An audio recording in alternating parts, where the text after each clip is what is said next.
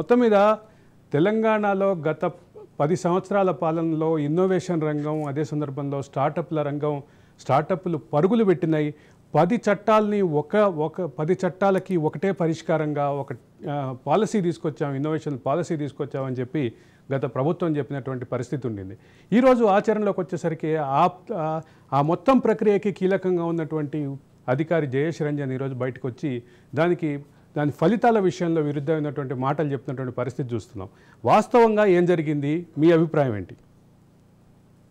Sir, యాక్చువల్గా మనము startup ecosystem గురించి మాట్లాడే ముందు అసలు ఇండియన్ స్టార్టప్ ఇండస్ట్రీ ఎట్లా ఉంది, ఈ పాలసీ ఎప్పుడు నుంచి వచ్చింది అనేది కొంత మనం తెలుసుకోవాల్సిన అవసరం ఉంది.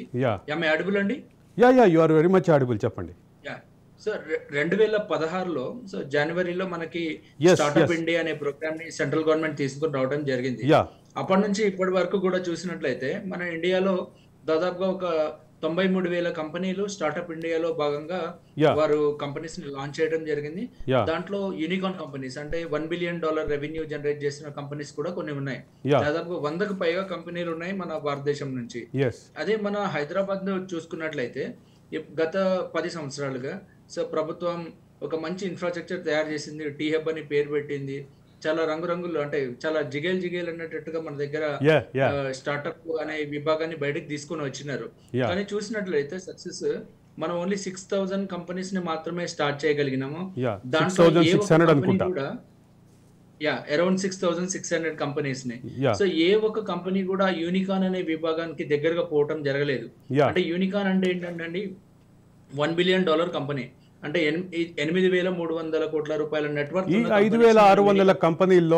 5,600 కంపెనీల్లో ఒక ఓయో లాంటి కంపెనీ కానీ, ఒక జొమాటో లాంటి కంపెనీ కానీ, ఇటువంటివి అంటే ఒక సిగ్నిఫికెంట్ రోల్ ప్లే చేసినటువంటి ఇండియన్ ఎకానమీలో కానీ, స్టార్టప్ ఇండస్ట్రీలో కానీ సిగ్నిఫికెంట్ రోల్ చేసినటువంటి కంపెనీ అయితే ఒకటి కూడా కనిపించినటువంటి పరిస్థితి అయితే కనిపించట్లేదు. ఏమంటారు మీరు?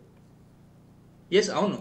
సో దానికి ముఖ్యమైన కారణాలు ఉన్నాయి. ఫస్ట్ మనము ఈ స్టార్టప్ ఎకో సిస్టమ్ గురించి మాట్లాడుకునేటప్పుడు మనము అంటే ఇప్పుడు బెంగళూరుతో కానీ బాంబేతో కానీ లేదా పూణేతో కానీ అటువంటి సిటీస్ తో మన హైదరాబాద్ ని కంపేర్ చేసుకున్నప్పుడు మనం కొన్ని ప్రాథమికమైన అంశాలని కన్సిడర్ చేయాలి. మన దగ్గర ఎలా అంటే ప్రొడక్ట్ ని అంటే రిలీజ్ చేస్తూ మార్కెట్లోకి తెచ్చి మార్కెట్లో సక్సెస్ఫుల్ గా తీసుకువెళ్ళగలిగే ఒక ఎకో సిస్టమ్ మన దగ్గర లేదు. ఇంకా ఆ విధమైన కార్యాచరణ మన దగ్గర రాలేదు. అదే బాంబేలో చూసుకున్నట్లయితే అంటే గత ప్రభుత్వం చెప్పినవన్నీ, గత ప్రభుత్వం చేసినవన్నీ పై మెరుగులే తప్ప పూర్తి స్థాయిలో ఇన్ఫ్రాస్ట్రక్చర్ డెవలప్మెంట్ కానీ, అదే సందర్భంలో కొత్తగా ఇండస్ట్రీస్ కానీ కొత్త కాన్సెప్ట్ తోటి వ్యాపారాలు చేయడానికి వచ్చినటువంటి ఔత్సాహికులకు కానీ సహకరించేటటువంటి ఎన్విరాన్మెంట్ ఎకాలజీ లేదనేది మీ అభిప్రాయమా? అవునండి. అంటే నేను చెప్పదలుచుకుంది ఏంటంటే బేసిక్ ఎమ్యూనిటీస్ ని ప్రొవైడ్ చేయడంలో ప్రభుత్వం విఫలమైంది. సో అక్కడ ఏదైతే వాళ్ళు ఒక యంత్రాంగాన్ని తయారు చేసినారో ఆ యంత్రాంగంలో నిపుణులు లేరు. అంటే ఇప్పుడు ఒక స్టార్టప్ కంపెనీ రావాలి అంటే దాని అంటే పునాదుల దగ్గర నుంచి దాన్ని డెవలప్ చేస్తున్న క్రమంలో అంటే ఎడ్యుకేట్ చేయటము, తర్వాత వాళ్ళకి సీడెడ్ ఫండ్ కల్పించడము, తర్వాత వాళ్ళ యొక్క ప్రాబ్లమ్స్ ని రెగ్యులేటరీ పరంగా చేంజెస్ ని తీసుకురావగలగడము, కంపెనీ సక్సెస్ఫుల్ గా రన్ కావడానికి కావాల్సిన వాతావరణం సృష్టించడము అనేది మన దగ్గర జరగలేదు. అసలు యాక్చువల్ గా చెప్పాలంటే యంగ్ ఎంటర్ప్రీనియర్స్ వాళ్ళ మెదడులో ఆలోచన ఉన్న వాళ్ళు చాలా మంది టీ హబ్ దగ్గరికి వెళ్తే వాళ్ళు లోపలికి వెళ్ళి వాళ్ళ యొక్క ఐడియాని ప్రజెంట్ చేయలేని పరిస్థితి టీ హబ్ లో కల్పించబడింది. సో అందువల్లనే మన ఏదైతే స్టార్టప్ తెలంగాణ ఏదైతే ఉందో అది కంప్లీట్ గా ఫెయిల్ కావడం జరిగింది. ఒక నిమిషం